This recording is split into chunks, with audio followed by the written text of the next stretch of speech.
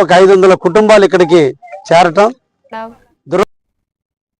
ఏలూరు జిల్లాలో మోంతా తుఫాన్ సందర్భంగా కూటమి ప్రభుత్వం అన్ని విధాలుగా సహాయక చర్యలు చేపట్టిందని మంత్రి నాదెండ్ల మనోహర్ తెలిపారు. ముఖ్యమంత్రి చంద్రబాబు నాయుడు, ఉప ముఖ్యమంత్రి పవన్ కళ్యాణ్లు పరిస్థితులకు అనుగుణంగా ముందస్తు చర్యలు చేపట్టడం వల్ల ఎటువంటి ప్రాణ నష్టం జరగకుండా చర్యలు చేపట్టడం జరిగిందన్నారు. సహాయక చర్యలో భాగంగా ప్రభుత్వం ముంపు ప్రాంతాల వరద బాధితులకు నిత్యావసర సరుకులు ఒక్కొక్కరికి 1000 రూపాయల చొప్పున నగదు ఇవ్వడం జరుగుతుందని తెలిపారు.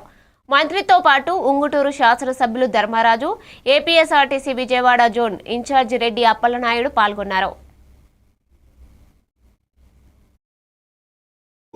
ఇబ్బంది కలగకుండా ఉండాలనే ఒక పట్టుదలతో మేము ఆలోచించిన విధానాలు మరియు సహాయ చర్యల గురించి ప్రతి ఒక్కరు సహకరించినందుకు పేరు పేరున కలెక్టర్ గారు, వెంకటేశ్వర గారికి, క్షేత్రస్థాయిలో ఉన్న గ్రామ సచివాలయం సిబ్బంది వారికి కూడా అందరూ కూడా మనస్ఫూర్తిగా ధన్యవాదాలు.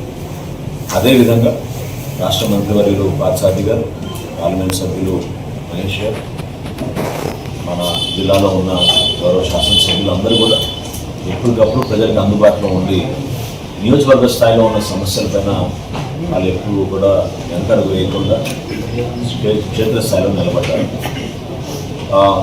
నిన్నటి వరకు మనకి ఒక ఆలోచనతో తుఫాను తీవ్రత, గాలి, వర్షపాతం నమోదు గురించి కొంతవరకు మనకు సమాచారంతో 3 నియోజకవర్గాలపైన దృష్టి పెట్టాం.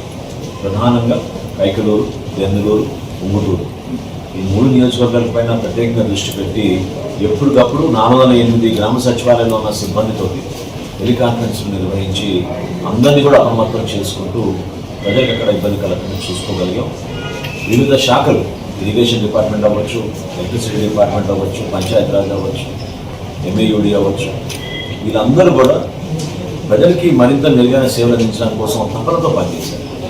సో వాళ్ళందరికీ కూడా మనస్ఫూర్తిగా ఈ సందర్భంగా నేను ధన్యవాదాలు తెలుపుకుంటున్నాను. 90 రిలీఫ్ కేంద్రాలు ఏర్పాటు చేసాం, పునరావాస కేంద్రాలు. అందులో 3422 మందిని మేము తరలించగలిగాం.